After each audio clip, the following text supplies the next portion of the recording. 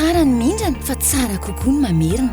Ny tsara fantarina momba ny findramam-bola na pré afaka mampindrana volanao ny androm-bola ara-dalàna.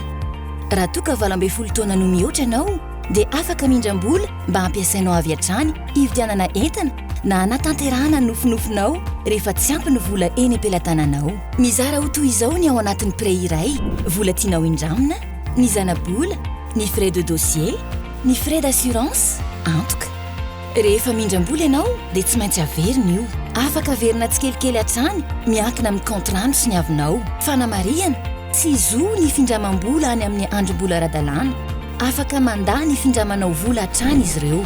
Ary ny M-vola avance, M-vola avance, tolika M-vola ahafahanao mindram-bola. Vola hatramin'ny 1 million d'ariary no indramina. Ahafahanao manatanteraka ny tetikasanao ny M-vola avance.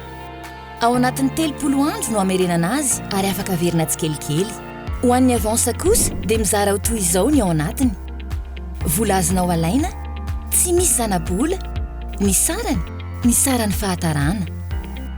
Miankina amin'ny fomba fampiasanao M-vola ny sandan'ny vola azonao indramina.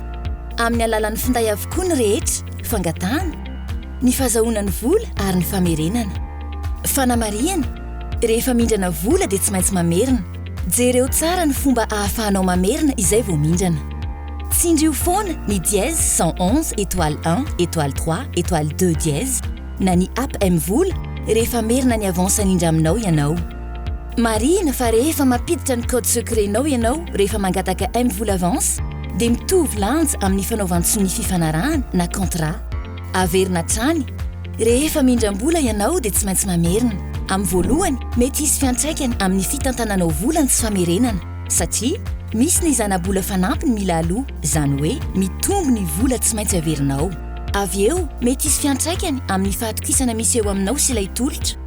Mety afara hatramin'ny tsy fahazahoanao intsony an'ilay tolotra. Tsy vahaolana velively ny fanariana ny puce na sim nampiasainao nanaovana M-vola avance. Ary ny farany lehibe indrindra dia ny fanambarana izany eny anivon'ny banky foiben'i Madagasikara. Ity farany ity dia mety anakana ny fampiasanao tolotra ara-bola ara-dalàna satria manaraka anao sy mitohy foana ny tantaran'ny findramanao vola. Raha fitinina dia findramam-bola 100 isan-jato digitale ny amin'ny vola avance ary azahoana hatramin'ny 1 million d'ariary. Jereo tsara aloha ny fomba amerenanao vola mialohan'ny indramanao.